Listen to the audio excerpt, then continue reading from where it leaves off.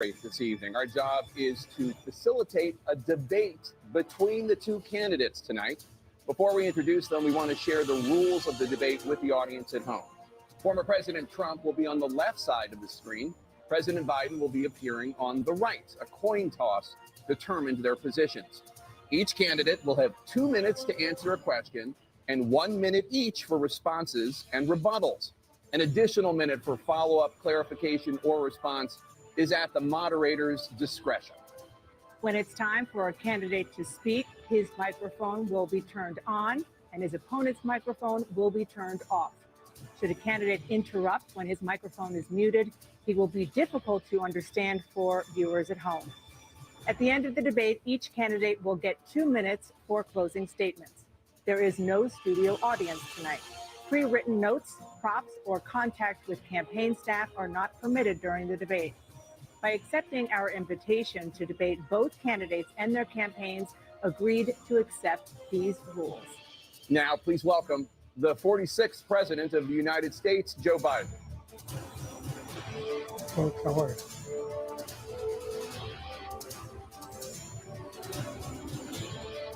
Great to be here. Thank you. And please welcome the 45th President of the United States, Donald Trump.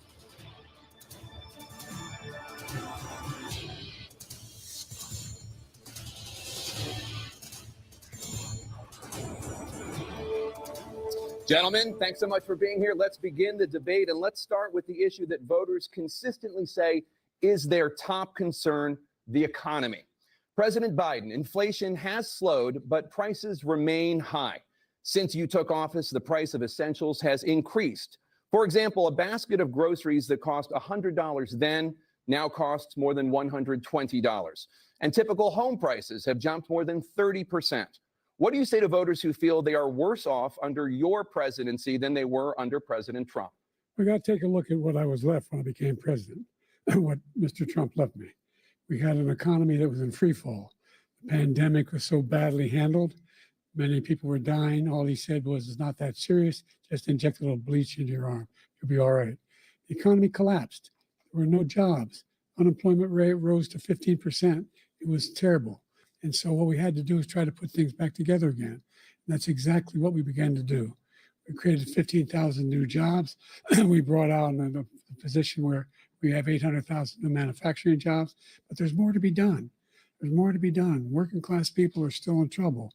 I come from Scranton, Pennsylvania. I come of a household where the kitchen table, if the things weren't able to be met during the month, it was a problem. The price of eggs, the price of gas, the price of housing, the price of a whole range of things. That's why I'm working so hard to make sure I deal with those problems. And we're going to make sure that we reduce the price of housing. We're going to make sure we build 2 million new units. We're going to make sure we cap rents so corporate greed can't take over. The combination, what I was left with in corporate greed, is the reason why we're in this problem right now. In addition to that, we're in a situation where if you take a look at all that was done in his administration, he didn't do much at all. By the time he left, things were in chaos, literally chaos. And so we put things back together. We created, I said, those jobs. We make sure we had a situation where we brought down the price of prescription drugs, which is a major issue for many people, to $15 for an insulin shot as opposed to $400. No senior has to pay more than $200 for any drug, all the drugs they can include beginning next year. And the situation is we're going to make that available to everybody, to all Americans. So we're working to bring down the price around the kitchen table, and that's what we're going to get done. Thank you. President Trump?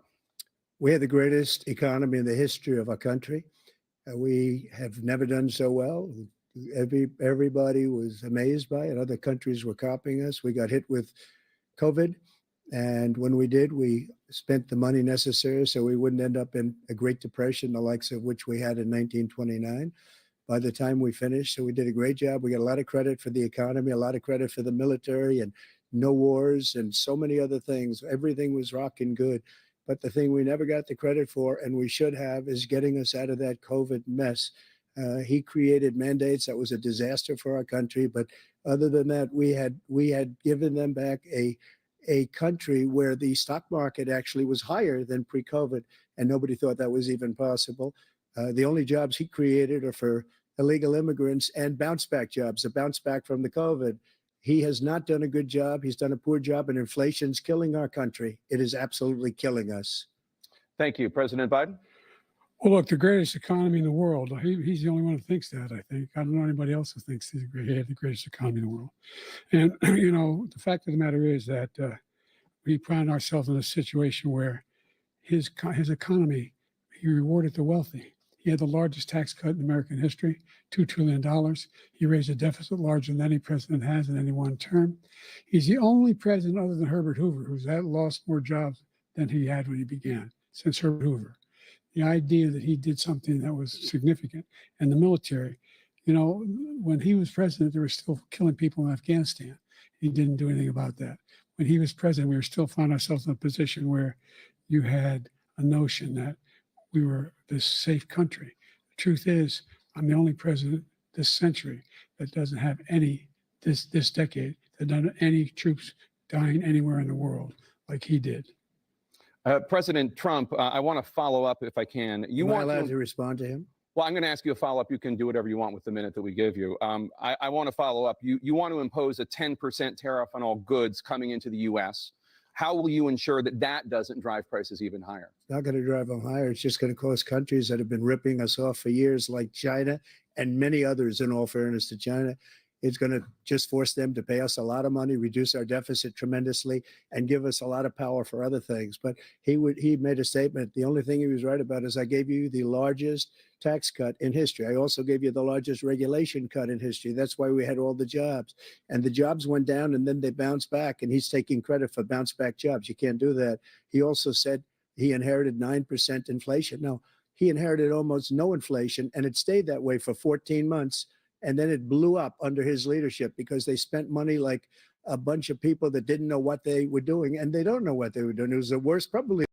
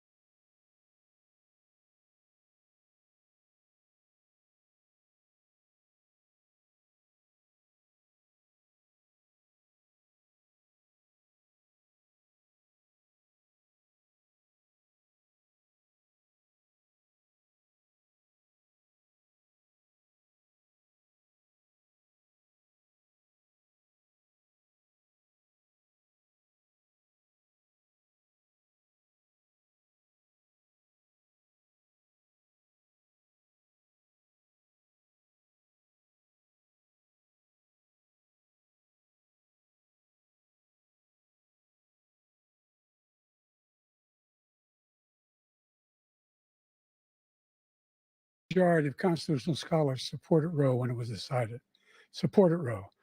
And that's this idea that they're all against it is just ridiculous. And this is the guy who says the state should be able to have it. We're in a state where in 6 weeks, you don't even know whether you're pregnant or not, but you cannot see a doctor, and have him decide on what your circumstances are, whether you need help. The idea that states are able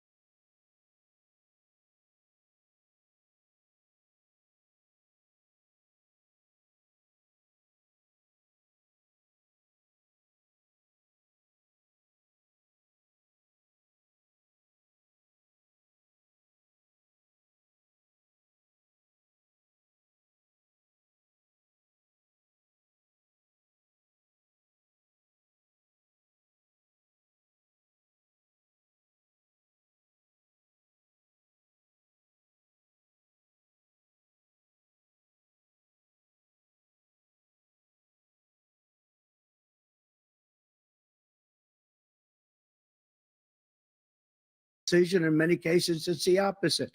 But they're voting, and it's bringing it back to the vote of the people, which is what everybody wanted, including the founders, if they knew about this issue, which frankly they didn't. But they would have, everybody wanted brought back. Ronald Reagan wanted it brought back. He wasn't able to get it. Everybody wanted it brought back, and many presidents had tried to get it back. I was the one to do it. And again, this gives it the vote of the people, and that's where they wanted it. Every legal scholar wanted it that way. Staying on the topic of abortion, President Biden, 7 states, I'll let you do that. This is the same topic. 7 states have no legal restrictions on how far into a pregnancy a woman can obtain an abortion. Do you support any legal limits on how late a woman should be able to terminate a pregnancy? I supported Roe v. Wade, which had 3 trimesters. First time is between the woman and the doctor. Second time is between the doctor and an extreme situation. The third time is between the doctor, between the woman and the state. The idea that the politicians, that the founders wanted the politicians to be the ones making decisions about women's health is ridiculous. That's the last. No politician should be making that decision. A doctor should be making those decisions. That's how it should be run. That's what you're going to do. And if I'm elected, I'm going to restore Roe v. Wade. So that means he can take the life of the baby in the 9th month and even after birth, because some states, Democrat run, take it after birth. Again, the former governor of Virginia, put the baby down, then we decide what to do with it. So he's willing to, as we say, rip the baby out of the womb in the 9th month and kill the baby. Nobody wants that to happen, Democrat or Republican. Nobody wants it to happen. That is simply not true. The Roe v. Wade does not provide for that. That's not the circumstance. Only if a woman's life is in danger, she's going to die. That's the only circumstance in which that can happen. But we are not for late-term abortion, period, period, period. Under Roe v. Wade, you have late-term abortion. You can do whatever you want, depending on the state. You can do whatever you want. We don't think that's a good thing. We think it's a radical thing. We think the Democrats are the radicals, not the Republicans. For 51 years, that was the law. 51 years, constitutional scholarship said it was the right way to go. 51 years, and it was taken away because this guy put very conservative members on the Supreme Court. He takes credit for taking it away. What's he going to do? What's he going to do, in fact, if the MAGA Republicans, he gets elected, and the MAGA Republicans control the Congress, and they pass a universal ban on abortion, period, across the board at 6 weeks or 7 or 8 or 10 weeks, something very, very conservative. Is he going to sign that bill? I'll veto it. He'll sign it. Thank you.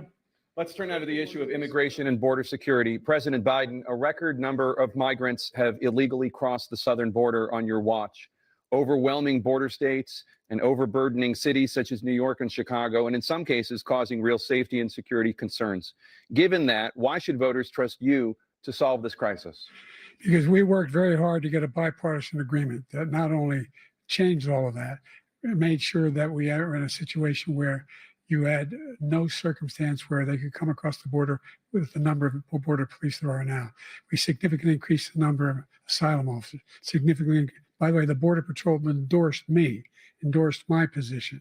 In addition to that, we found ourselves in a situation where when he was president, he was separating babies from their mothers, putting them in cages, making sure the families were separated. That's not the right way to go.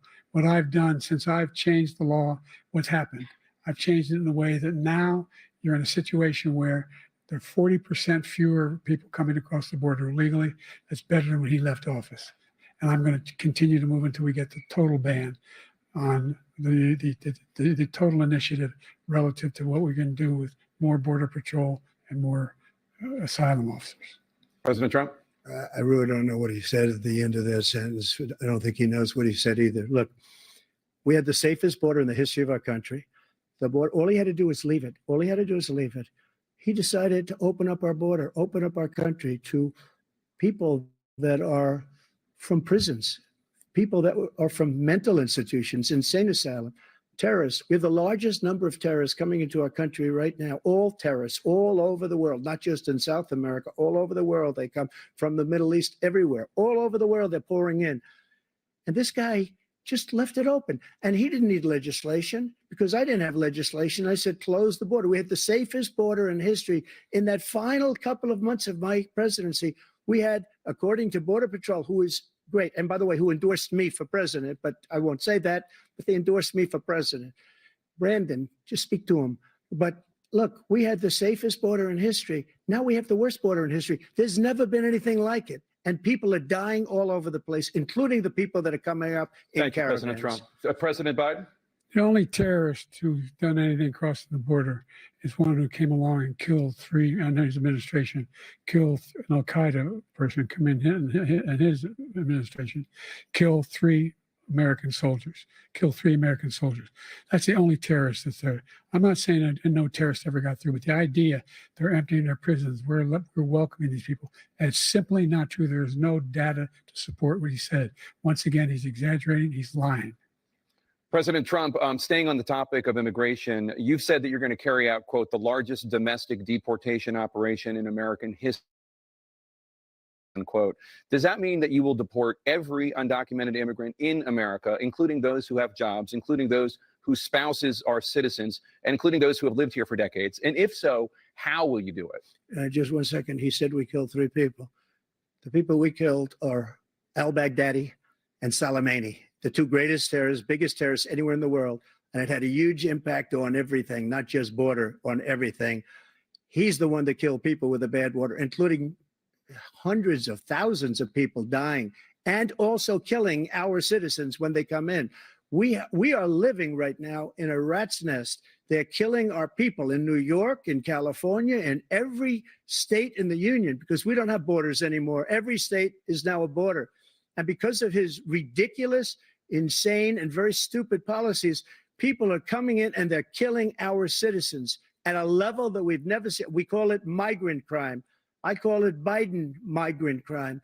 They're killing our citizens at a level that we've never seen before. And you're reading it like these three incredible young girls over the last few days. One of them, I just spoke to the mother, and they just had the funeral for this girl, 12 years old.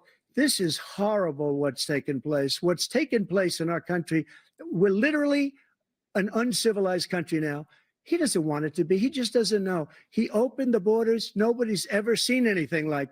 And we have to get a lot of these people out, and we have to get them out fast because they're going to destroy our country. Just take a look at where they're living. They're living in luxury hotels in New York City and other places. Our veterans are on the street. They're dying because he doesn't care about our veterans. He doesn't care. He doesn't like the military at all. And he doesn't care about our veterans. Nobody been worse. I had the highest approval rating for veterans taking care of the VA He has the worst. He's gotten rid of all the things that I approved, choice that I got through Congress, all of the different things I approved, they abandoned. We had by far the highest, and now it's down in less than half because he's done all these great things that we did. And I think he did it just because I approved it, which is crazy. But he has killed so many people at our border by Thank you, allowing President Trump. all of these people to come in. And President it's a Biden, very sad day in America. President Biden, you have the mic. Every single thing he said is a lie. Every single one. For example, veterans are a hell of a lot better off since I passed the PACT Act. 1 million of them now have insurance and their families have it. Their families have it because what happened, whether it was Agent Orange or burn pits, they're all being covered now. And he opposed, his group opposed that. We're also in a situation where we have great respect for veterans. My son spent a year in Iraq, living right next to one of those burn pits, came back with stage 4 glioblastoma. I was recently in France for D-Day, and I spoke all about those heroes that died. I went to the World War II cemetery, World War I cemetery he refused to go to. He was standing with his 4-star general, and he told me, he said, I don't want to go in there because they're a bunch of losers and suckers. My son was not a loser, was not a sucker. You're the sucker. You're the loser. President Trump? First of all, that was a made-up quote, suckers and losers. They made it up. It was in a third-rate magazine that's failing, like many of these magazines. He made that up. He put it in commercials. We've notified him. We had 19 people that said I didn't say it. And think of this. Who would say I'm at a cemetery or I'm talking about our veterans? Because nobody's taking better care. I'm so glad this came up and he brought it up. There's nobody that's taken better care of our soldiers than I have. To think that I would, in front of generals and others, say suckers and losers. We have 19 people that said it was never said by me. It was made up by him, just like Russia was made up, just like the 51 intelligence agents are made up, just like the new thing with the 16 economists are talking. It's the same thing. 51 intelligence laptop was Russia disinformation. It wasn't. That came from his son, Hunter. It wasn't Russia disinformation. He made up the suckers and losers, so he should apologize to me right now. 4-star general standing to your side was on your staff who said you said it, period. That's number one. And number two, the idea that I have to apologize to you for anything along the line. We've done more for veterans than any president has in American history. And they now are in their family. The only sacred obligation we have as a country is to care for our veterans when they come home and their families and equip them when they go to war. That's what we're doing. That's what the VA is doing now. They're doing more for veterans than ever before in our history. All right. Thank you so much. Let's move to the topic of foreign policy. I want to begin with Russia's war against Ukraine, which is now in its 3rd year. Former President Trump, Russian President Vladimir Putin says he'll only end this war if Russia keeps the Ukrainian territory it has already claimed and Ukraine abandons its bid to join NATO. Are Putin's terms acceptable to you? First of all, our veterans and our soldiers can't stand this guy. They can't stand him. They think he's the worst commander-in-chief, if that's what you call him, that we've ever had. They can't stand him. So let's get that straight. And they like me more than just about any of them. And that's based on every single bit of information. As far as Russia and Ukraine, if we had a real president, the president that knew, that was respected by Putin, he would have never invaded Ukraine. A lot of people are dead right now, much more than people know. You know, they talk about numbers. You can double those numbers, maybe triple those numbers. He did nothing to stop it. In fact, I think he encouraged Russia from going in. I'll tell you what happened. He was so bad with Afghanistan. It was such a horrible embarrassment, most embarrassing moment in the history of our country, that when Putin watched that and he saw and said he should have fired those generals, like I fired the one that you mentioned. And so he's got no love lost, but he should have fired those generals. No general got fired for the most embarrassing moment in the history of our country, Afghanistan, where we left billions of dollars of equipment behind. We lost 13 beautiful soldiers and 38 soldiers were obliterated. And by the way, we left people behind too. We left American citizens behind. When Putin saw that, he said, you know what? I think we're going to go in and maybe take this was his dream. I talked to him about it, his dream. The difference is he never would have invaded Ukraine, never. Just like Israel would have never been invaded in a million years by Hamas. You know why? Because Iran was broke with me. I wouldn't let anybody do business with them. They ran out of money. They were broke. They had no money for Hamas. They had no money for anything, no money for terror. That's why you had no terror at all during my administration. This place, the whole world is blowing up under him. President Biden? I've never heard so much malarkey in my whole life. Look, the fact of the matter is that we're in a situation where, let's take the last point first. Iran attacked American troops, caused brain damage for a number of these troops, and he did nothing about it. Recently, not when he was president. They attacked. He said they're just having headaches. That's all it is. He didn't do a thing when the attack took place, number one. Number two, we got over 100,000 Americans and others out of Afghanistan during that airlift. Number three, we found ourselves in a situation where, if you take a look at what Trump did in Ukraine, this guy told Trump, do whatever you want, and do whatever you want. And that's exactly what Trump did to Putin, encourage him, do whatever you want. And he went in. Listen to what he said when he went in. He was going to take Kyiv in 5 days, you remember? Because it's part of the old Soviet Union. That's what he wanted to reestablish, Kyiv. And he, in fact, didn't do it at all. He wasn't able to get it done. And they've lost thousands and thousands of troops, 500,000 troops.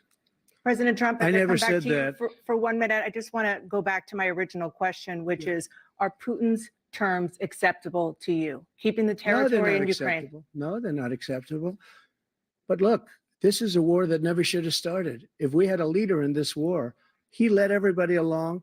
He's given $200 billion now or more to Ukraine. He's given $200 billion. That's a lot of money. I don't think there's ever been anything like it. Every time that Zelensky comes to this country, he walks away with $60 billion. He's the greatest salesman ever. And I'm not knocking him. I'm not knocking anything. I'm only saying the money that we're spending on this war, and we shouldn't be spending, it should have never happened. I will have that war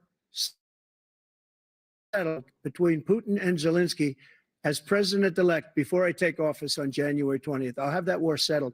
People being killed so needlessly, so stupidly, and I will get it settled, and I'll get it settled fast before I take office. President Biden, you have a minute. The fact is that Putin is a war criminal. He's killed thousands and thousands of people. And he has made one thing clear. He wants to reestablish what was part of the Soviet Empire, not just a piece. He wants all of Ukraine. That's what he wants. And then you think he'll stop there? Do you think he'll stop when if he takes Ukraine? What do you think happens to Poland? What do you think of Belarus? What do you think happens to those NATO countries? And so if you want a war, you ought to find out what he's going to do, because if in fact he does what he says and walks away, by the way, all that money we give Ukraine are from weapons we make here in the United States. We give them the weapons, not the money at this point. And our NATO allies have produced as much funding for Ukraine as we have. That's why we're strong. Thank you. Moving on to the Middle East. In October, Hamas attacked Israel, killing more than 1,000 people and taking hundreds of hostages. Among those held and thought to still be alive are 5 Americans. Israel's response has killed thousands of Palestinians and created a humanitarian crisis in Gaza. President Biden, you've put forward a proposal to resolve this conflict, but so far Hamas has not released the remaining hostages, and Israel is continuing its military offensive in Gaza. So what additional leverage will you use to get Hamas and Israel to end the war? You have 2 minutes. Number one, everyone from the United Nations Security Council straight through to the G7 to the Israelis and Netanyahu himself have endorsed the plan I put forward. Which has 3 stages to it. The first stage is trade the hostages for a ceasefire. Second phase is a ceasefire with additional conditions. The third phase is the end of the war. The only one who wants the war to continue is Hamas. Number one, they're the only ones standing out. We're still pushing hard to get them to accept. In the meantime, what's happened?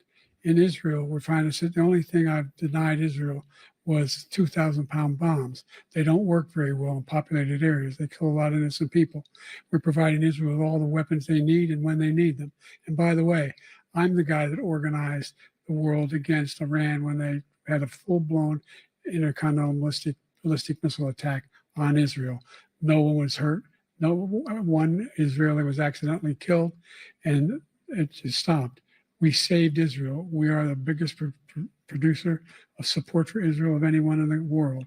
And so they're two different things.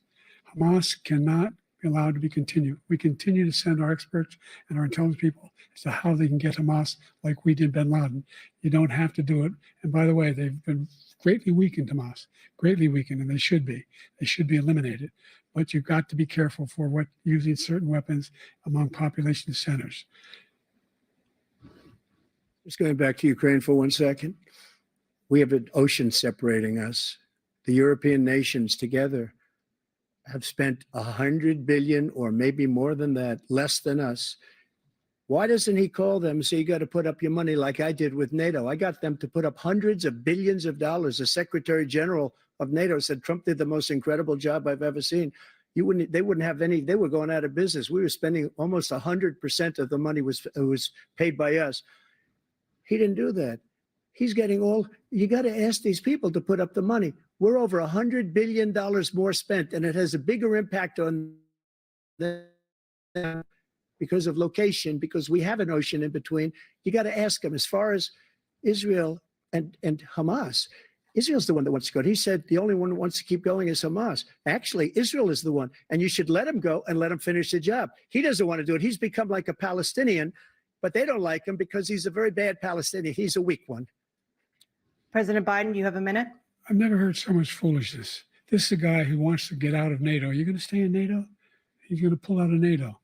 The idea that we have, our strength lies in our alliances as well. It may be a big ocean, but we're ever able to avoid a war in Europe, a major war in Europe? What happens if, in fact, you have Putin continue to go into NATO? We have an Article 5 agreement. Attack on one is attack on all. You want to start the nuclear war he keeps talking about, go ahead. Let Putin go in and control Ukraine and then move on to Poland and other places. You see what happens then. He has no idea what the hell he's talking about. And by the way, I got 50 other nations around the world to support Ukraine, including Japan and South Korea, because they understand that this kind of dislocation has a serious threat to the whole world peace. No major war in Europe has ever been able to be contained just to Europe. President Trump, just to follow up, would you support the creation of an independent Palestinian state in order to achieve peace in the region? I'd have to see, but before we do that, the problem we have is that we spend all the money. So they kill us on trade. I made great trade deals with the European nations because if you add them up, they're about the same size economically. Their economy is about the same size as the United States. And they were no cars, they don't want anything that we have, but we're supposed to take their cars, their food, their everything, their agriculture. I changed that. But the big thing I changed is they don't want to pay. And the only reason that he can play games with NATO is because I got them to put up hundreds of billions of dollars. I said, and he's right about this, I said, no, I'm not going to NATO if you don't pay. They asked me that question. Would you guard us against Russia at a very secret meeting of the 28 states at that time, nations at that time? And I said, no, if you don't pay, I won't do that. And you know what happened? Billions and billions of dollars came flowing in the next day and the next months. But now we're in the same position. We're paying everybody's bills. Let's turn to the issue of democracy. Former President Trump, I want to ask you about January 6, 2021. After you rallied your supporters that day, some of them stormed the Capitol to stop the constitutionally mandated counting of electoral votes. As president, you swore an oath to, quote, preserve, protect, and defend, unquote, the Constitution. What do you say to voters who believe that you violated that oath through your actions and inaction on January 6th and worry that you'll do it again? Well, I don't think too many believe that. And let me tell you about January 6th. On January 6th, we had a great border. Nobody coming through, very few. On January 6th, we were energy independent. On January 6th, we had the lowest taxes ever. We had the lowest regulations ever.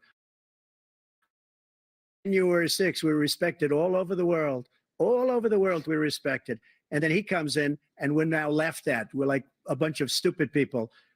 What happened to the United States' reputation under this man's leadership is horrible, including weaponization, which I'm sure at some point you'll be talking about, where he goes after his political opponent because he can't beat him fair and square. You have 80 seconds left. My question was, what do you say to those voters who believe that you violated your constitutional oath through your actions and inaction on January 6, 2021, and worry that you'll do it again? Well, I didn't say that to anybody. I said peacefully and patriotically. And Nancy Pelosi, if you just watched the news from 2 days ago, on tape to her daughter, who's a documentary filmmaker, they say, but she's saying, oh, no, it's my responsibility. I was responsible for this because I offered her 10,000 soldiers or National Guard, and she turned them down. And the mayor of, in writing, by the way, the mayor in writing turned it down, the mayor of 10,000, because I could see, I had virtually nothing to do. They asked me to go make a speech. I could see what was happening. Everybody was saying they're going to be there on January 6th. They're going to be there. And I said, you know what? There's a lot of people coming. You could feel it. You could feel it too, and you could feel it. And I said, they ought to have some National Guard or whatever. And I offered it to her. And she now admits that she turned it down. And it was the same day she was, I don't know, she can't be very happy with her daughter because it made her into a liar. She said, I take full responsibility for January 6th. President Biden? Look, he encouraged those folks to go up to Capitol Hill, number one. I sat in the dining room off the Oval Office. He sat there for 3 hours watching, begging, being begged by his vice president and a number of his colleagues on the Republican side as well to do something, to call for a stop, to end it. Instead, they talked about these people being and great patrons of America. In fact, he says he'll now forgive them for what they've done. They've been convicted. He says he wants to commute their sentences and say that no. He went to every single court in the nation. I don't know how many cases, scores of cases, including the Supreme Court. And they said, no, this guy is responsible for doing what was done. He did do a damn thing. And these people should be in jail. And they should be the ones who are being held accountable. And he wants to let them all out. And now he says if he loses again, such a whiner that he is, that it could be a bloodbath. Thank you, President Biden. President Trump? What they've done to some people that are so innocent, you ought to be ashamed of yourself. What you have done, how you've destroyed the lives of so many people when they ripped down Portland, when they ripped down many other cities. You go to Minnesota, Minneapolis, what they all over the city. If I didn't bring in the National Guard, that city would have been destroyed. When you look at all of they took over big chunks of Seattle. I was all set to bring in the National Guard. They heard that, they saw them coming, and they left immediately. What he said about this whole subject is so off. Peacefully patriotic. One other thing, the Unselect Committee, which is basically two horrible Republicans that are all gone now, out of office, and Democrats, all Democrats, they destroyed and deleted all of the information they found because they found out we were right. We were right. And they deleted and destroyed all of the information. They should go to jail for that. If a Republican did that, they'd go to jail. Thank you, President Trump. President Biden, I want to give you a minute.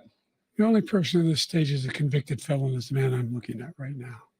And the fact of the matter is, what he's telling you is simply not true. The fact is that there was no effort on his to stop what was going on up in Capitol Hill. And all those people, every one of those who were convicted, deserves to be convicted. The idea that they didn't kill somebody, just went in and broke down doors, broke the windows, occupied offices, turned over desks, turned them over statues. The idea that those people are patriots, come on. When I asked him the first two debates we had, first time around, I said, will you denounce the Proud Boys? He said, no, I'll tell them to stand by. The idea he's refusing, will you denounce these guys? Will you denounce the people we're talking about now? Will you denounce the people who attacked that Capitol? What are you going to do? I'm going to give you a minute, President Trump, for a follow-up question I have. After a jury convicted you of 34 felonies last month, you said if reelected, you would, quote, have every right to go after, unquote, your political opponents. You just talked about members of the select January 6th going to jail. Your main political opponent is standing on stage with you tonight. Can you clarify exactly what it means about you feeling you have every right to go after your political opponents? Well, I said my retribution is going to be success. We're going to make this country successful again, because right now it's a failing nation. my retribution is going to be a success. But when he talks about a convicted felon, his son is a convicted felon at a very high level. His son is convicted, going to be convicted probably numerous other times. Should have been convicted before, but his Justice Department let the statute of limitations lapse on the most important things.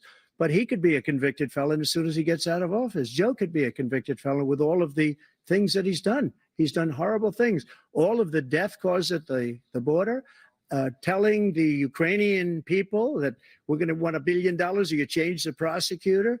Otherwise, you're not getting $1 billion. If I ever said that, that's quid pro quo. That we're not going to do anything. We're not going to give you $1 billion unless you change your prosecutor. This man is a criminal. This man, you're lucky. You're lucky. I did nothing wrong. We'd have a system that was rigged and disgusting. I did nothing wrong. Thank you, President Trump. President Biden, you have said, I'm coming right to you, sir. You want to respond? Go ahead. I'll give you a minute to respond. The idea that I did anything wrong relative to what you're talking about is outrageous. It's simply a lie, number one. Number two, the idea that you have a right to seek retribution against any American just because you're president is wrong. It's simply wrong. No president's ever spoken like that before. No president in our history has spoken like that before. Number three, the crimes that you are still charged with, and think of all the civil penalties you have. How many billions of dollars do you owe in civil penalties for molesting a woman in public, for doing a whole range of things, of having sex with a porn star on the night while your wife was pregnant?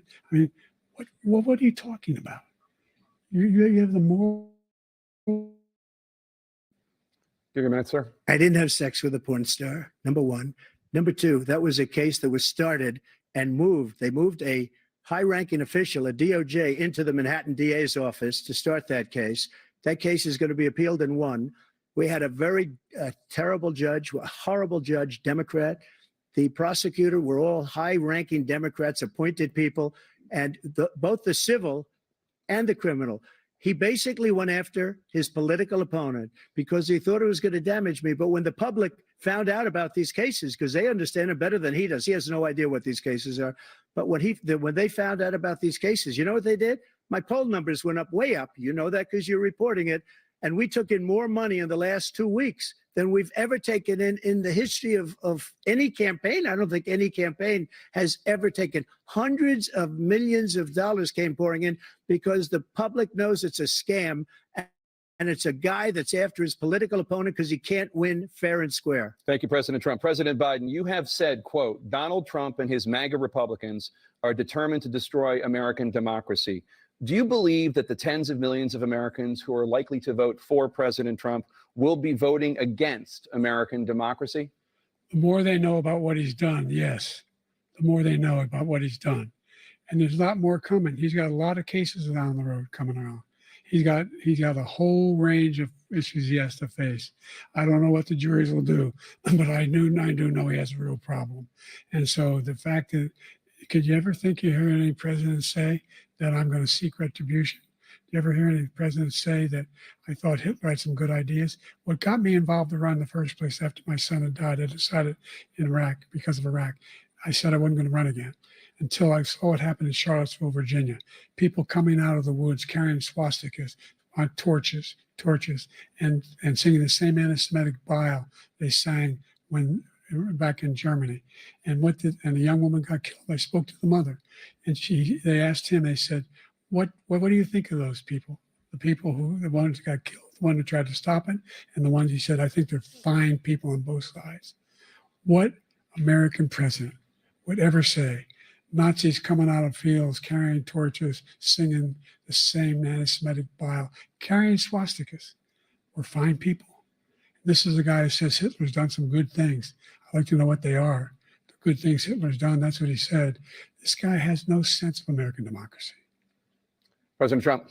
Jake, both of you know that sir has been totally wiped out because when you see the sentence, it said 100% exoneration on this. So he just keeps it going. He says he ran because of Charlottesville. He didn't run because of Charlottesville. He ran because it was his last chance. He's not equipped to be president. You know it, and I know it. It's ridiculous. We have a debate. We're trying to justify his presidency. His presidency, he's without question the worst president, the worst presidency in the history of our country. We shouldn't be having a debate about it. There's nothing to debate. He made up the Charlottesville story, and you'll see it's debunked all over the place. Every reasonable anchor has debunked it. And just the other day, it came out where it was fully debunked. It's a nonsense story. He knows that, and he didn't run because of Charlottesville. He used that as an excuse to run. President Biden? And debunked. It happened. All you have to do is listen to what was said at the time. And the idea that somehow that's the only reason I ran because I was worried a guy like this guy could get elected. If he thought they were good people coming out of that forest, carrying those woods, carrying those torches, then he didn't deserve to be president. Didn't deserve to be president at all. And the idea that he's talking about all this being fabricated, we saw with our own eyes. We saw what happened on January 6th. We saw the people breaking through the windows.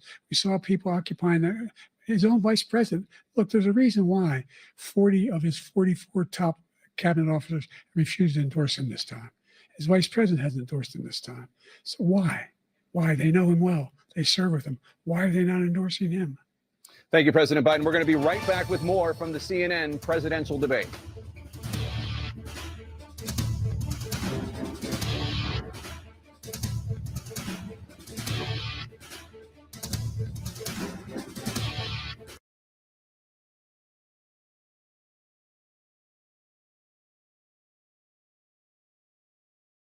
I come from MAGA world. I was a MAGA base cult member, baby. I was part of that world, and I left that world, and now, am an opponent of Trump's. Most of the Never Trumpers were never part of that MAGA cult. I was. True. I voted for Trump in 2016 because the same people who voted for him voted for me. I felt like Trump did. The system's fucking broken. Burn it down. Both parties suck. I wanted, Adam, maybe you did too, I wanted disruption in our political system. I think disruption's good.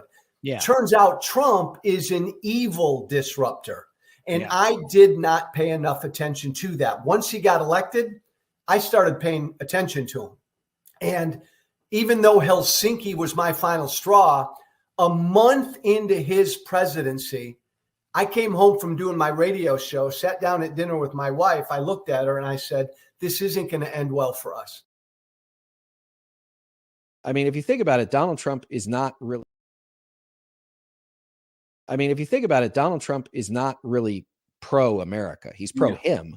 Yeah. But, he continually denigrates the United States. He brings us down to a level that for a lot of Republicans, they see the United States as the greatest country ever founded. And they see themselves as key members of that American, exceptionalism. And again, that's a whole other argument, but I'm just telling you about where these voters find themselves. And so, I think that, you could call them the Bannon line, which we called them in 20, but I think that's, the amount of voters that are now available to either peel off of Trump 100% or get across to Biden, I think is much higher than it was 4 years ago. But do we have a monarchy, a democracy? And, it's a democracy if you can keep it. Right. It's, it requires an informed citizenry. Yeah. It requires us to acknowledge that our opponents won, and we're okay with that. We're not happy maybe, but hey, you won fair and square, so we'll get you next time. Here's the key to the Oval Office. Here's the, and that's not human nature. Human nature is, but I want to win. Well, I want to win.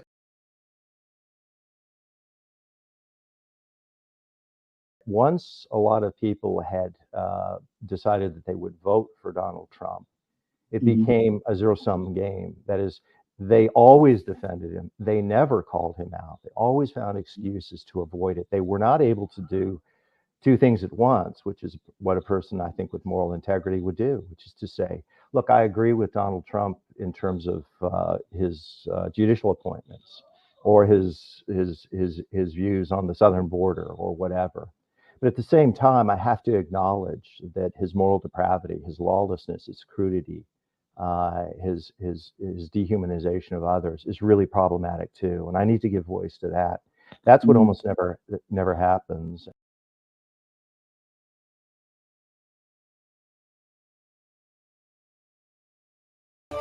Welcome back to the CNN presidential debate live from Georgia.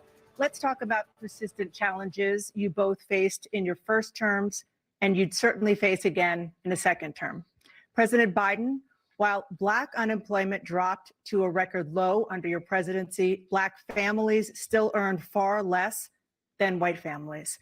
Black mothers are still 3 times more likely to die from pregnancy-related causes, and Black Americans are imprisoned at 5 times the rate of white Americans. What do you say to Black voters who are disappointed that you haven't made more progress? They acknowledge they made a lot of progress, number one. The fact of the matter is there's more small Black businesses that have been started than any time in history.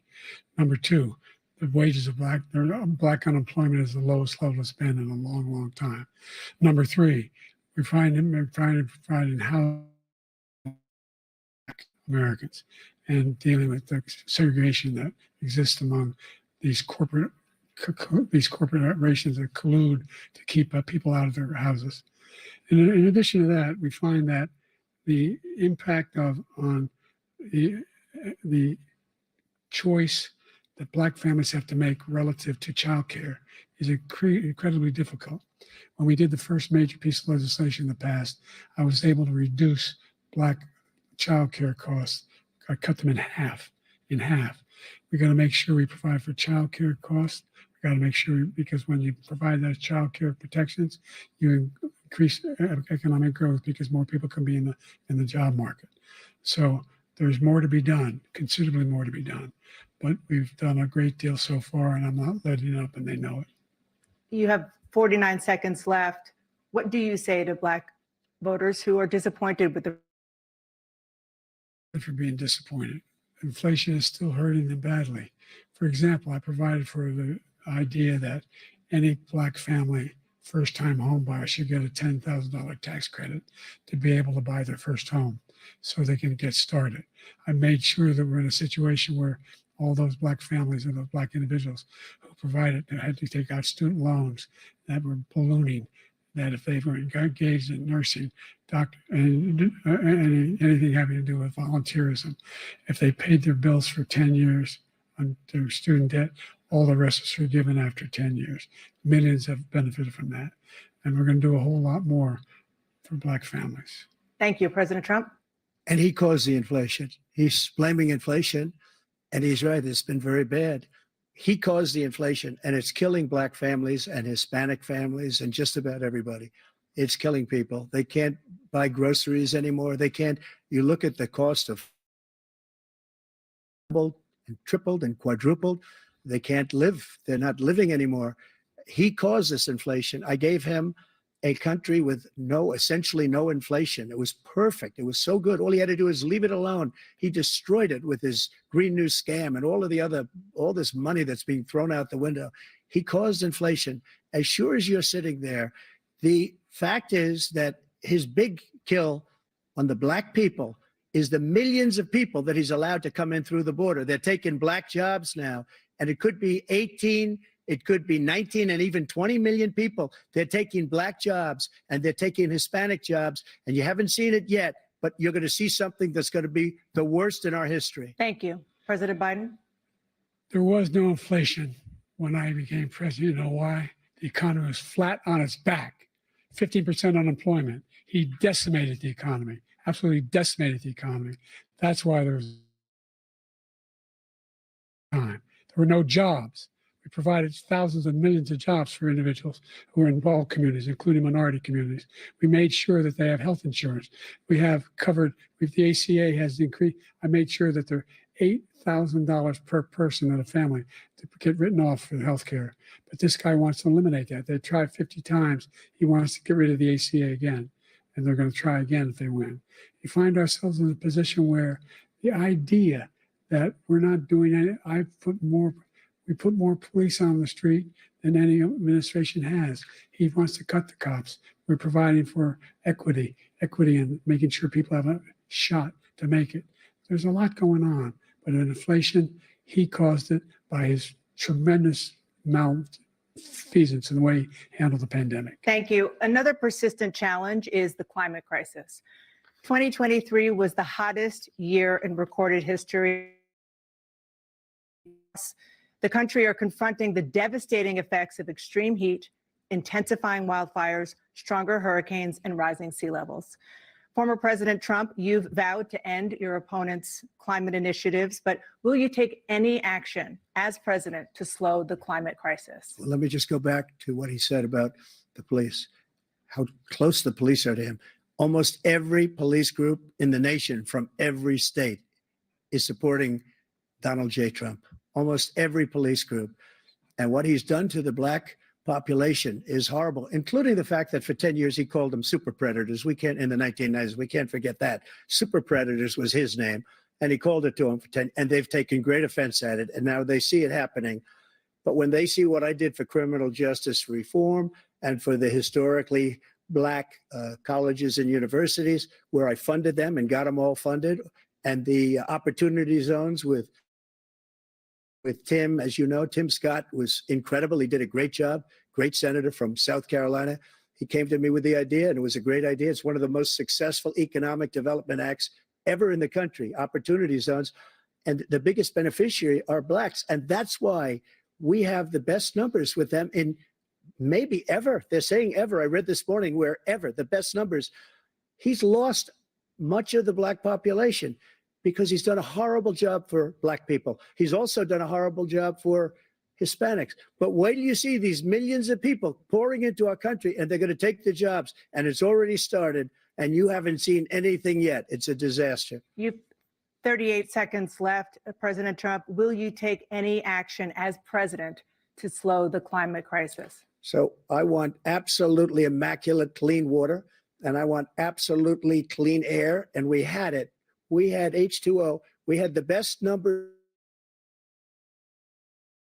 And we were using all forms of energy, all forms, everything.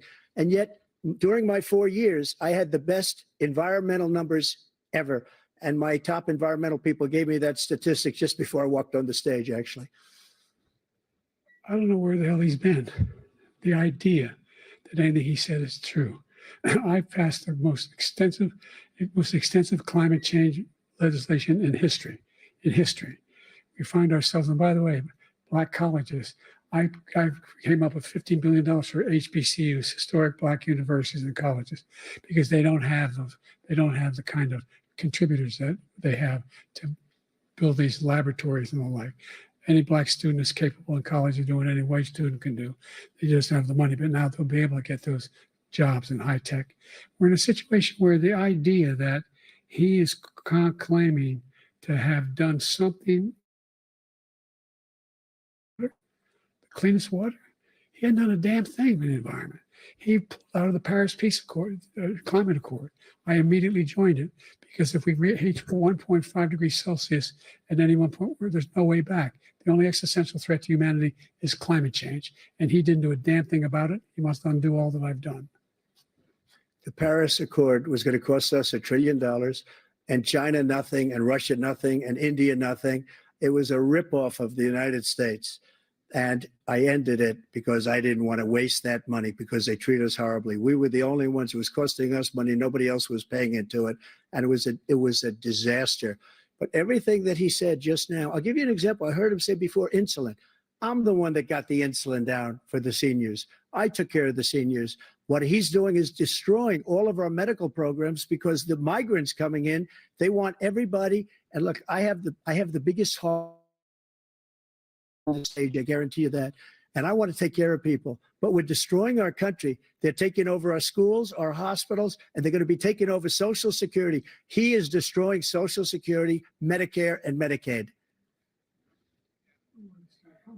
The idea is that we, in fact, we were the only ones of consequence who were not members of the Paris Accord. How can we do anything? We're not able to, the United States can't get us under control. One of the largest polluters in the world, number one. We're making significant progress. By 2035, we will have cut pollution in half. We have made significant progress, and we're continuing to make progress. We set up a climate corps for thousands of young people to learn how to deal with climate, just like the Peace Corps. And we're moving in directions that are going to significantly change the elements of cause of pollution. But the idea that he claims that He has the biggest heart up here, and he's really concerned about pollution and about climate. I've not seen any indication of that. And by the way, with regard to prescription drugs, one company agreed that they would reduce the price to $35, which I was calling for, one, voluntarily. I made sure every company in the world, every pharmaceutical company, cannot have to pay. Thank you. And by the way, So every day, millions of Americans struggle just to make ends meet. For many older Americans, Social Security provides a critical lifeline. President Biden, if nothing is done to Social Security, seniors will see their benefits cut in just over 10 years. Will you name tonight one specific step that you're willing to take to keep Social Security solvent? yes, make the very wealthy begin to pay their fair share. Right now, everybody making under $170,000 pays 6% of their income, of their paycheck, every single time they get a paycheck from the time of the first one they get when they're 18 years old. The idea that they're going to, I'm proposing that everybody, they pay, the millionaires pay 1%. 1%. So no one I would not raise the cost of Social Security for anybody under $400,000. After that, I began to make the wealthy begin to pay their fair share by increasing from 1% beyond to be able to guarantee the program for life. So you still have 82 seconds left. Are there any other measures that you think that would be able to help keep Social Security solvent, or is that one enough? Well, no, that one enough will keep it solvent. But the biggest thing I'll do if we defeat this man, because he wants to get rid of Social Security. He thinks there's plenty to cut in Social Security. He's wanting to cut Social Security and Medicare both times. And that's what. And if you look at the program put forward by the House Republican caucus that I believe supports, is in fact want to cut it as well. The idea that we don't need to protect our seniors is ridiculous. We put the American public has greater health care coverage today than ever before. And on the ACA, as I said, you're in a circumstance where 400,000 people, 40 million people would not have insurance because they have a pre-existing condition. Only thing allows them to have that insurance is the fact that they, in fact, are part of the ACA. And by the way, the other thing is we're in a situation where I talk about education for Black communities. I've raised the amount of money for Pell Grants, another $8,000. So anybody making under $70,000 a year is going to be able to get $15,000 toward their tuition. He just doesn't know what he's talking about. Thank you, President Biden. President Trump. So I've dealt with politicians all my life. I've been on this side of the equation for the last 8 years. I've never seen anybody lie like this guy. He lies. I've never seen it. He could look you in the face. About so many other things too. And we mentioned the laptop. We mentioned Russia, Ukraine. Everything he does is a lie. It's misinformation and disinformation. The losers and suckers story that he made up is a total lie on the military. It's a disgrace. But Social Security, he's destroying it because millions of people are pouring into our country and they're putting them onto Social Security. They're putting them onto Medicare, Medicaid. They're putting them in our hospitals. They're taking the place of our citizens. What they're doing to the VA, to our veterans, is unbelievable. Our veterans are living in the street, and these people are living in luxury hotels. He doesn't know what he's doing, and it's really coming back. I've never seen such anger in our country before. President Biden. The idea that veterans are not being taken care of, I told you before. And by the way, when I said suckers and losers, he acknowledged after that he fired that general. That general got fired because he's the one that acknowledged that. That's what he said. He was the one standing with Trump when he said it, number one. Number two, the idea that we're going to be in a situation where all these millions and millions, the way he talks about it, illegal aliens are coming into the country and taking away our jobs. There's a reason why we have the fastest growing economy in the world, the reason why we have the most successful economy in the world. We're doing better than any other nation in the world. And by the way, those 15 Nobel laureates he talked about being phony, those 15 Nobel laureates, economists, they all said that if Trump is reelected, we're likely to have a recession and inflation is going to increasingly go up. And by the way, worst president in history, 159 presidential scholars voted him the worst president in the history of the United States of America. President Biden, thank you so much. Let's turn to the cost of child care, which many American families struggle to afford. President Trump, both you and President Biden have tried to address this issue, but the average cost of childcare in this country has risen to more than $11,000 a year per child. The cost of childcare for 2 children is more than their rent. In your second term, what would you do to make childcare more affordable? Just to go back, the general got fired because he was no good. And if he said that, that's why he made it up. But we have 19 people that said I didn't say it, and they're very highly respected, much more so than him. The other thing is, he doesn't fire people. He never fired people. I've never seen him fire anybody. I did fire a lot. I fired Comey because he was no good. I fired a lot of the top people at the FBI, drained the swamp. They were no good. Not easy to fire people. You'd pay a price for it, but they were no good. I inherited these people. I didn't put him there. I didn't put Comey there. He was no good. I fired him. This guy hasn't fired anybody. He never fires. He should have fired every military man that was involved with the Afghanistan horror show, the most embarrassing moment in the history of our country. He didn't fire. Did you fire anybody? Did you fire anybody that's allowed us to have the worst border in the history of the world? Did anybody get fired for allowing 18 million people, many from prisons, many from mental institutions? Did you fire anybody that allowed our country to be destroyed? Joe, our country is being destroyed as you and I sit up here and waste a lot of time on this debate. This shouldn't be a debate. He is the worst president. He just said about me because I said it.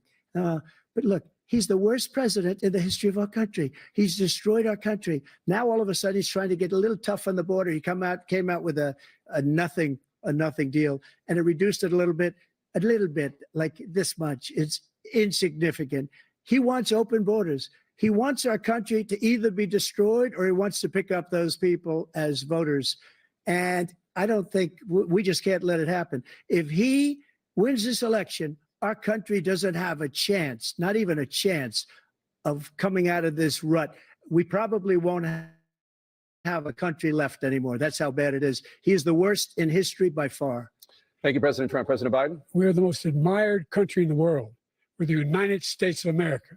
There's nothing beyond our capacity. We have the finest military in the history of the world, the finest in the history of the world. No one thinks we're weak. No one wants to screw around with us. Nobody, number one. Number two, the idea that we're talking about worst presidents. I wasn't joking. Look it up, go online. 159 or 58, don't hold me the exact number, presidential historians, they've had meetings and they voted who's the worst president in American history.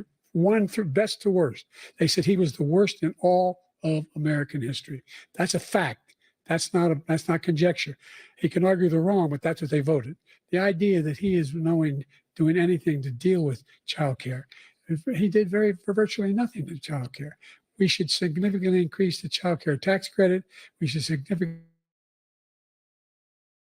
ability of women and men or single parents to be able to go back to work, and we should encourage businesses to have. Thank you, President Biden. Facilities. President Trump, the question was about what would you do to make childcare more affordable, if you want to take your minute. Just so you understand, we have polling, we have other things that they rate him the worst because what he's done is so bad. And they rate me, I'll show you, I will show you. And they rate me one of the best, okay? And if I'm given another 4 years, I will be the best. I think I'll be the best. Nobody's ever created an economy like us. Nobody ever cut taxes like us. He's the only one I know. He wants to raise your taxes by 4 times. He wants to raise everybody's taxes by 4 times. He wants the Trump tax cuts to expire. So everybody, including the two of you, are going to pay 4 to 5 times. Nobody ever heard of this before. All my life, I'd grow up and I'd see politicians talking about cutting taxes.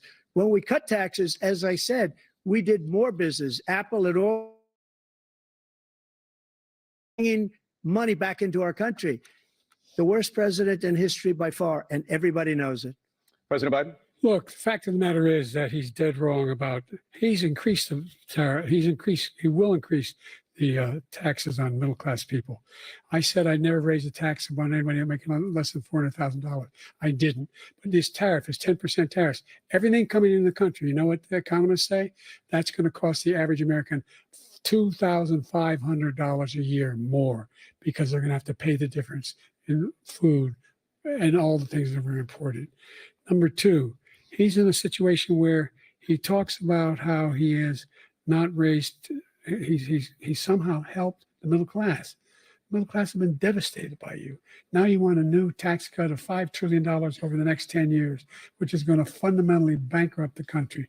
You have the largest deficit of any president in American history, number one. Number two, you have not, in fact, made any contact, any progress with China. We are the lowest trade deficit with China since 2010. Thank you, We're at the President Biden. highest. You lost Thank you, President $160. Biden. Let's discuss an epidemic impacting millions of Americans that both of you have made a top priority in your first term, the opioid crisis. And for both of you, the number of overdose deaths in this country has gone up. Under your term, it went up. Under your term, it has gone up. Former President Trump, despite the efforts that both of you have made, more than 100,000 Americans are dying from overdoses every year, primarily from fentanyl and other opioids. What will you do to help Americans right now in the throes of addiction who are struggling to get the treatment they need? To finish up, we now have the largest deficit in the history of our country under this guy. We have the largest deficit with China. He gets paid by China. He's a Manchurian candidate. He gets money from China. So I think he's afraid to deal with them or something. But you notice he never took out my tariffs because we bring in so much money with the tariffs that I imposed on China. He never took them away. He can't because it's too much money. It's tremendous. And we saved our steel industries and there was more to come, but he hasn't done that. But he hasn't cut the tariffs because he can't, because it's too much money. But he's got the largest deficit in the history of our country, and he's got the worst situation with China. China's going to own us if you keep allowing them to do what they're doing to us as a country. They are killing us as a country, Joe, and you can't let that happen. You're destroying our country. So, President Trump, you have 67 seconds left. The question was, what are you going to do to help Americans in the throes of addiction right now who are struggling to get the treatment they need? Jake, we were doing very well at addiction until the COVID came along. We had the 2.5, almost 3 years of like nobody's ever had before, any country in every way. And then we had to get tough. And it was boring across the border where it started to increase. We got great equipment. We bought the certain dog that's the most incredible thing that you've ever seen, the way they can spot it. We did a lot. And we were getting very low numbers, very, very low numbers. Then he came along. The numbers, have you seen the numbers now? It's not only the 18 million people that I believe is even low because the gotaways, they don't even talk about gotaways, but the numbers of the amount of drugs and human trafficking in women coming across our border, the worst thing I've ever seen, at numbers that nobody's ever seen under him because the border's so bad. But the number of drugs coming across our border now is the largest we've ever had by far. President Trump, thank you. President Biden? Fentanyl and the byproducts of fentanyl went down for a while. And I wanted to make sure we use the machinery that can detect fentanyl, these big machines that roll over everything that comes across the border. And it costs a lot of money. That was part of this deal we put together, this bipartisan deal. More fentanyl machines, more be able to detect drugs, more numbers of agents, more numbers of all the people at the border.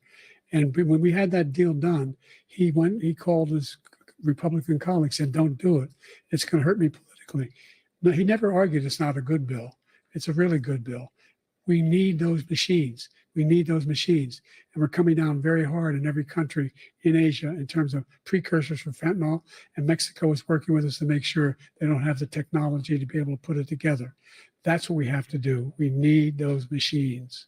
Thank you, President Biden. President Trump, and again, the question is about Americans in the throes of addiction right now, struggling to get the treatment they need. Well, this does pertain to it. He ended Remain in Mexico. He ended catch and release. I made it catch and release in Mexico, not catch and release here. We had so many things that we had done, hard negotiations with Mexico, and I got it all for nothing. It's just like when you have a hostage. We always pay $6 billion for a hostage. Every time we say a hostage.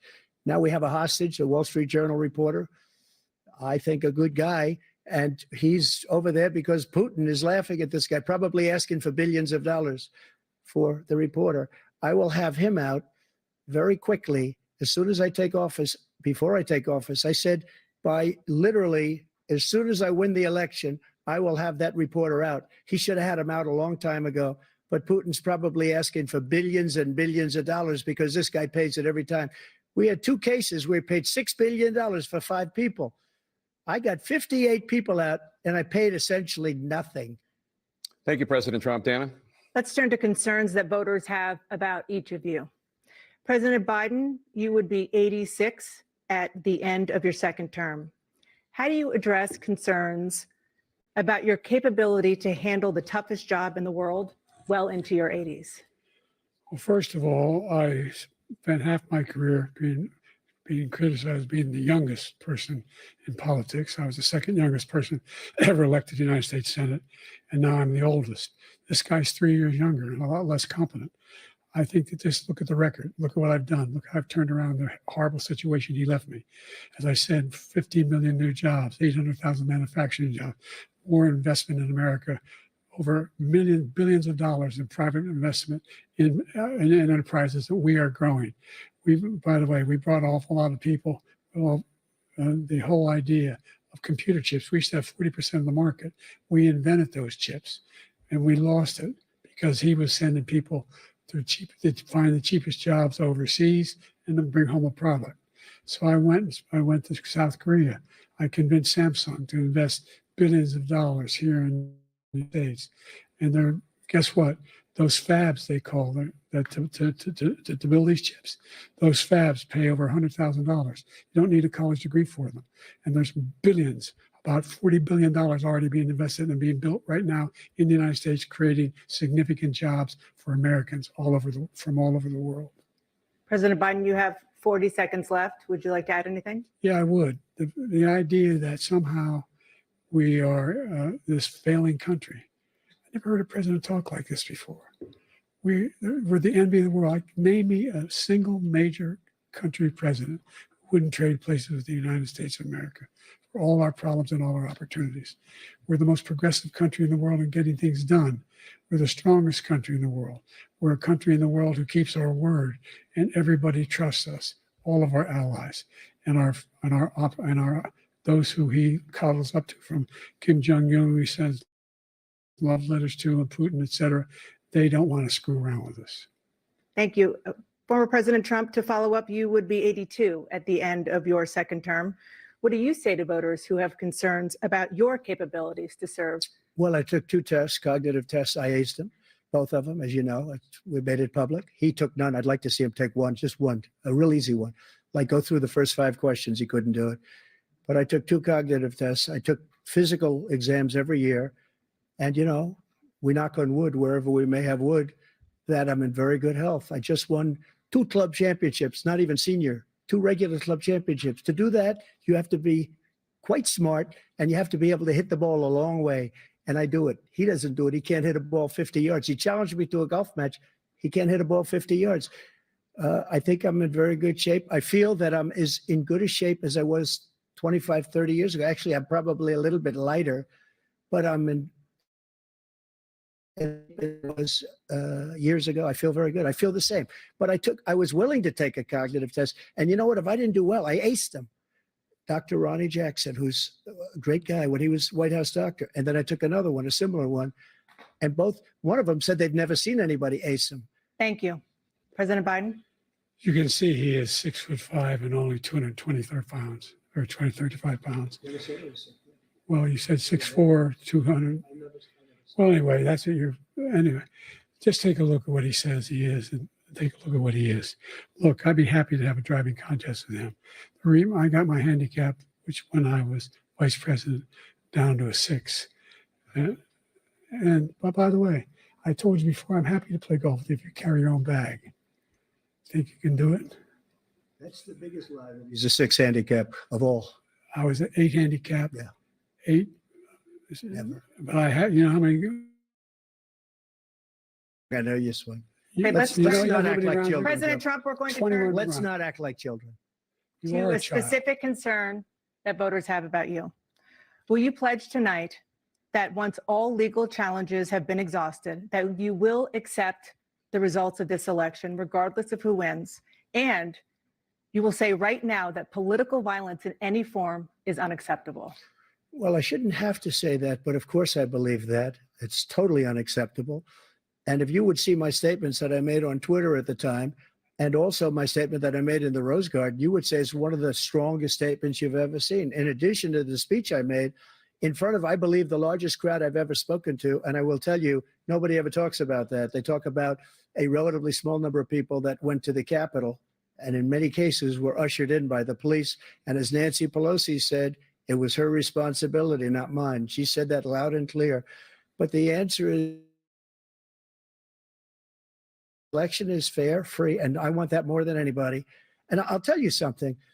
I wish he was a great president because I wouldn't be here right now. I'd be at one of my many places enjoying myself. I wouldn't be under indictment because I wouldn't have been his political opponent because he indicted me because I was his opponent. I wish he was a great president. I would rather have that.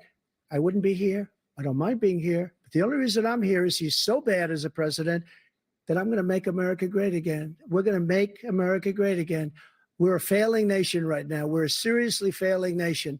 And we're a failing nation because of him. His policies are so bad. His military policies are insane. They're insane. These are wars that will never end with him. He will drive us into World War III, and we're closer to World War III than anybody can imagine. We are very, very close to World War III, and he's driving us there. And Kim Jong-un and President Xi of China, Kim Jong-un of North Korea, all of these, Putin, they don't respect him. They don't fear him. They have nothing going with this gentleman, and he's going to drive us into World War III.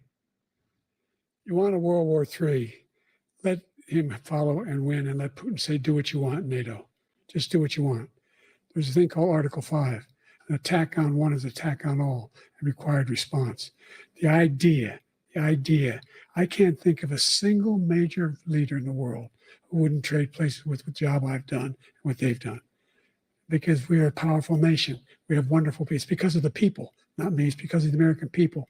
They're capable of anything, and they step up when they're needed. And right now, we're needed. We're needed to protect the world because our own safety is at stake. And again, you want to have a war, just let Putin go ahead and take Kyiv, make sure they move on, see what happens in Poland, Hungary, and other places along that border. Then you have a war.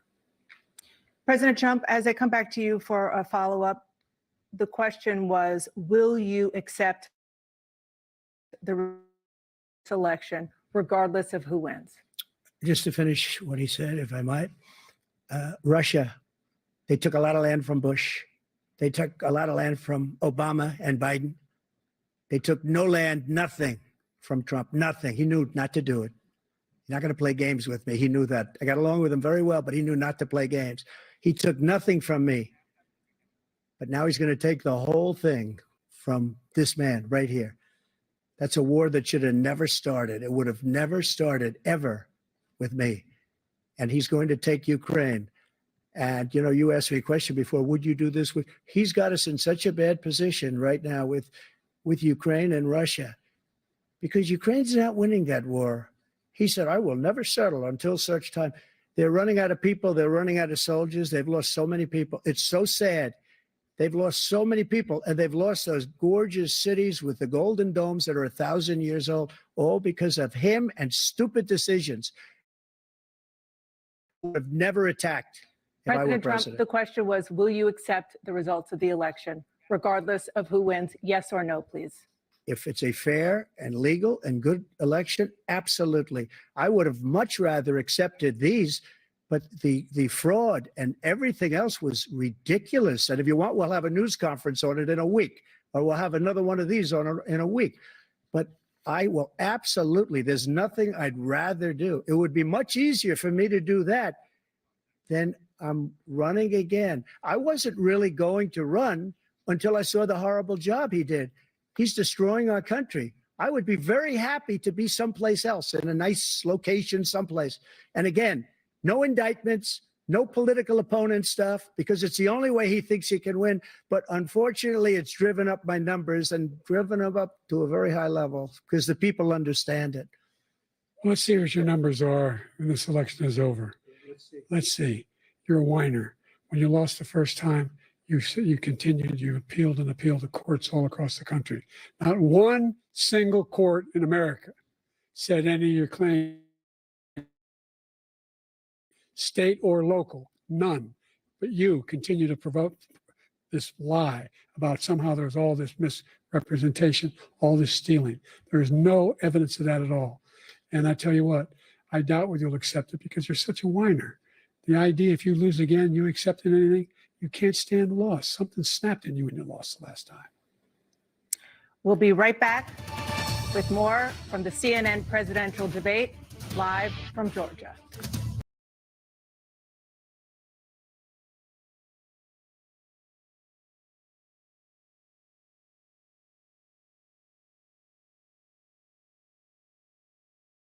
There is a calculation by the Nikki Haley's in the party who are on the outside and even some of those still inside that we'll just get past Trump.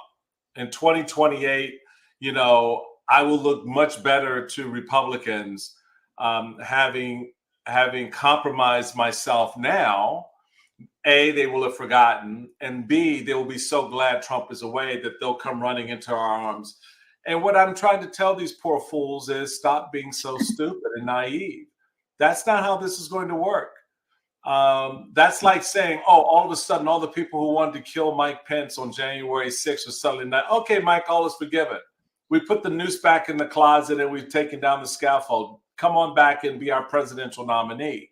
That's not how this iteration of Republicans, and they're not Republicans. And I mean, they've made Republican and Republicanism a dirty word. This is MAGA. This is Trump. It is that simple. It is an infection, an infestation that needs to be cleaned out. Either that or you just burn the party down.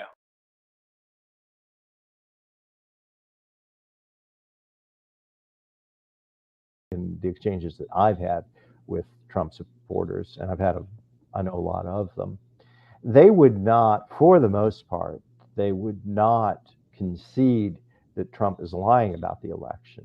They will not concede that the election was lost, right? So Right. They don't want to be in a position of saying, you know, he was found guilty of sexual assault, what the judge called rape.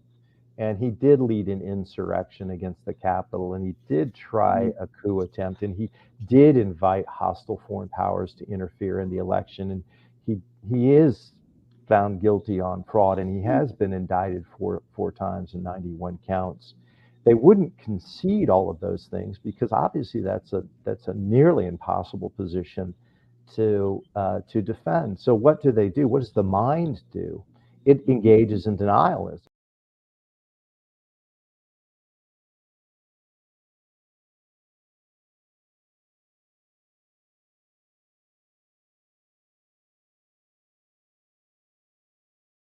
I believe if we quantum leap like 10 years forward, which is a great show, by the way, but if we do that and we look back and we say, okay, what do you believe about January 6th? Like in 10 years, nobody's going to believe any of the garbage about the lies. They're going to believe the truth. But right now, that tribal tattoo is it was an inside job or whatever. So let's not get discouraged about that. Let's understand that that's what's driving this. And know that the number one goal, the only way to overcome this is not with more facts, though we need to keep getting facts out there. I don't mean to denigrate that. It's with defeating the insurrectionists in November. And that means people like Adam Epstein and I have to belong to a party that maybe we don't always belong to because we have to defeat the insurrectionists. Absolutely.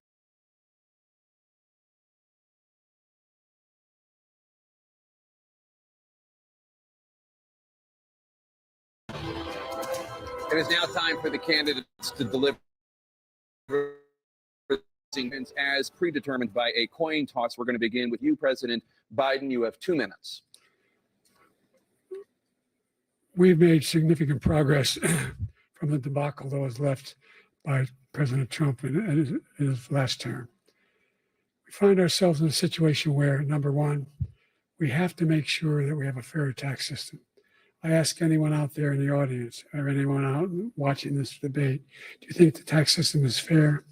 The fact is that I said nobody even making under $400,000 had a single penny increase in their taxes and will not. And if I'm reelected, that will be the case again. But this guy has increased your taxes because of the deficit. Number one, He's increased inflation because of the debacle he left after the way he handled the pandemic. And he finds himself in a position where he now wants to tax you more by putting a 10% tariff on everything that comes into the United States of America. What I did, when, for example, he wants to get away with Medicare for the ability for us to be able to negotiate drug prices with the big pharma companies. Well, guess what? We got it down to $35 for insulin instead of $400. No more than $2,000 for every senior, no matter how much prescription they need. You know what that did? That reduced the federal debt by $160 billion over 10 years because the government doesn't have to pay the exorbitant prices. I'm going to make that available to every senior all along. It's happening now, and everybody in America. He wants to get rid of that. I'm going to make sure that we have child care. We're going to significantly increase the credits people have for child care. I'm going to make sure we do something about what we're doing on lead pipes and all the things that are causing health problems for people across the country. Continue to bring down inflation and give people a break. Thank you, President Biden. President Trump, you now have 2 minutes for your closing statement. Like so many politicians, this man is just a complainer. He said, we want to do this, we want to do that, we want to get rid of this tax, that tax, but he doesn't do anything. All he does is make our country unsafe by allowing millions and millions of people to pour in. Our military doesn't respect him. We look like fools in Afghanistan. We didn't stop Israel. It was such a horrible thing that would have never happened. It should have never happened. Iran was broke. Anybody that did business with Iran, including China, they couldn't do business with the United States. They all passed. Iran was broke. They had no money for Hamas or Hezbollah, for terror, no money whatsoever. Again, Ukraine should have never happened. He talks about all the stuff, but he didn't do it. For 3.5 years, we're living in hell. We have the Palestinians and we have everybody else rioting all over the place. You talk about Charlottesville. This is 100 times Charlottesville. The whole country is exploding because of you, because they don't respect you, and they have to respect their president, and they don't respect you throughout the world. What we did was incredible. We rebuilt the military. We got the largest tax cut in history, the largest regulation cut in history. The reason he's got jobs is because I cut the regulations that gave jobs, but he's putting a lot of those regulations back on. All of the things that we've done, nobody's never seen anything like, even from a medical standpoint, right to try, where we can try space age materials instead of going to Asia or going to Europe and trying to get when you're terminally ill. Now you can go and you can get something. You sign a document. They've been trying to get it for 42 years. But you know what we did for the military was incredible. Choice for our soldiers, where our soldiers, instead of waiting for 3 months to see a doctor, can go out and get themselves fixed up and readied up and take care of themselves, and they're living. And that's why I had the highest approval rating. So all of these things, we're in a failing nation, but it's not going to be failing anymore. We're going to make it great again. Thank you, former President Trump. President Biden, stay with us because we have full analysis of this debate. Anderson Cooper and Aaron Burnett starts now on CNN.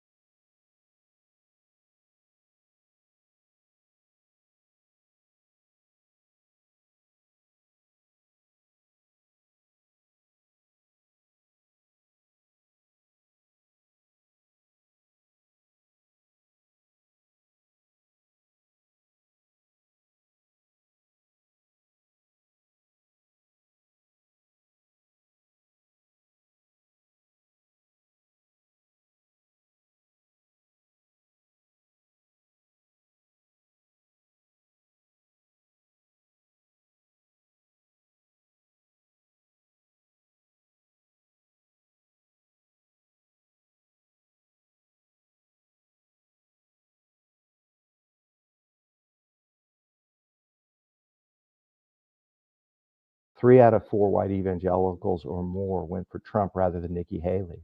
So that was, in a sense, a test. Here's the exit ramp to Trump. You can go to someone who polls better, probably would be a better, almost certainly would be a better election candidate. And yet they said no. Why would that be the case? Why did that happen similarly in 2016 in the Republican primary? The answer, I think, is that there's something about Trump's affect, his disposition, the way he conducts himself and politics that resonates with them, that vivifies them. They become, in a sense, actors in this moral drama. They posit this as children of light and children of darkness. But the way that Trump acts, what he says and what he does, is something. It's not a bug. It's a feature. The way I described it early on in this drama was, for them, Trump will bring a pistol to a cultural knife fight, and they love that. That, I think, is one of the real indictments of the evangelical world.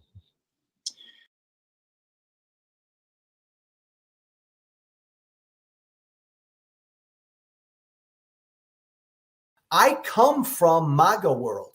I was a MAGA base cult member, baby. I was part of that world, and I left that world, and now, am an opponent of Trump's. Most of the Never Trumpers were never part of that MAGA cult. I was. True. I voted for Trump in 2016 because the same people who voted for him voted for me. I felt like Trump did. The system's fucking broken. Burn it down. Both parties suck. I wanted, Adam, maybe you did too, I wanted disruption in our political system. I think disruption's good. Yeah. Turns out Trump is an evil disruptor. And I did not pay enough attention to that. Once he got elected, I started paying attention to him. And even though Helsinki was my final straw, a month into his presidency, I came home from doing my radio show, sat down at dinner with my wife. I looked at her and I said, this isn't going to end well for us. But do we have a monarchy, a democracy?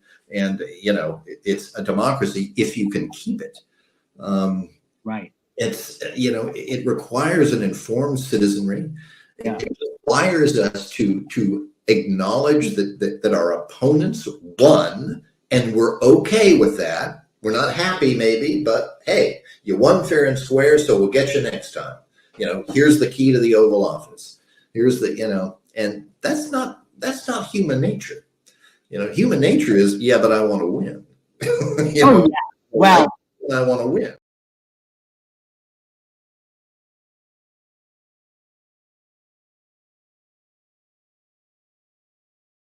There is a calculation by the Nikki Haleys in the party who are on the outside, and even some of those still inside, that we'll just get past Trump.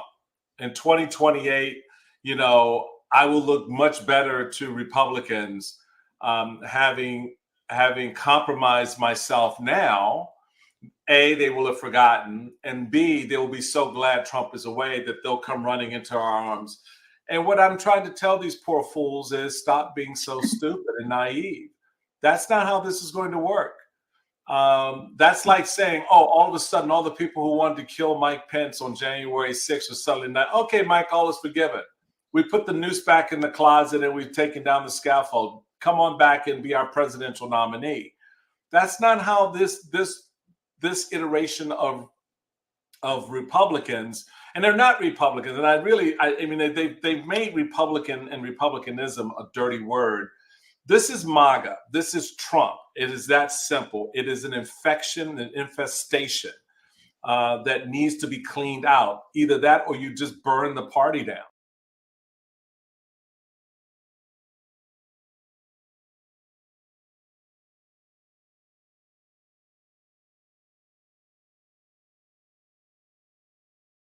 I mean, if you think about it, Donald Trump is not really pro-America. He's pro-him.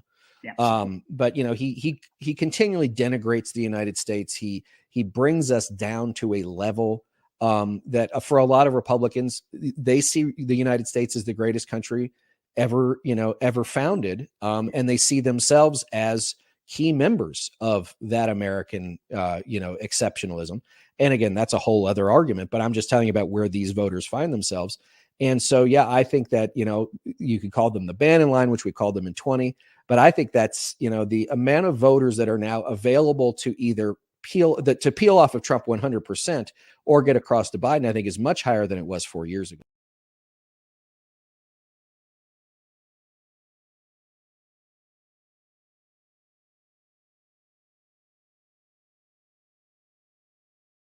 Three out of four white evangelicals or more went for Trump rather than Nikki Haley. So that was, in a sense, a test. Here's the exit ramp to Trump. You can go to someone who polls better, probably would be a better, almost certainly would be a better election candidate. And yet they said no. Why would that be the case? Why did that happen similarly in 2016 in the Republican primary?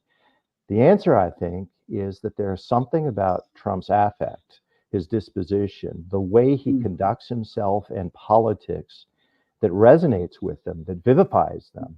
They become, in a sense, actors in this moral drama. And they posit this as children of light and children of darkness. But the way that Trump acts, what he says and what he does is something, it's not a bug, it's a feature. The way I described it early on in this drama was, for them, Trump will bring a pistol to a cultural knife fight, and they love that.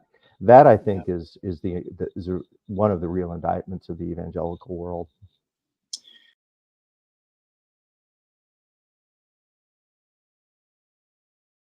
When it comes to the faith side of things, I still hold my faith very dear. And the reason is, look, I think my faith has been so perverted, by the way. Donald Trump has been turned into the new Jesus Christ. He's the new, moral stick everybody measures up against. And my belief is, look, you have to treat, the Jesus of the Bible I grew up reading actually treated the poor very compassionately. He had compassion for immigrants. He actually, wasn't obsessed with politics. This is, by the way, a fairly new journey of my life, is recognizing that you can be a Christian in politics, or you can be a religious person in politics, but you don't bring your religion to politics. I've always known that part. I was a man of faith in a secular position, so I have to act like that. But this has been so perverted and turned into Christian nationalism. And what I saw, I can look back at 1992 and see, I went to the Christian Coalition meeting, which was basically, you had in essence, a failure of the moral majority, which was Falwell's group. And then the Christian Coalition was Pat Robertson's answer to that. And this was the first time that George H.W. Bush came and actually spoke to the group. And it was the first time that you really saw mainstream Republican politics openly court evangelicals. Now, look, even at the thing, he said, we don't want to go back to the days of Ozzie and Harriet. So he held true to what he really believed. But that was an open signal to the Christian right that we need you, you're part of this movement. And that's fine until the Christian right made a decision to take over the party. And that's what's happened over the last, frankly, 15 years. And I can look back and see the different iterations of that. But now we're in a moment where, my goodness, the GOP doesn't represent the GOP that you and I remember. It doesn't represent the party of fiscal discipline. It's the party of, let's make somehow Christianity the national religion, but it's not a true Christianity.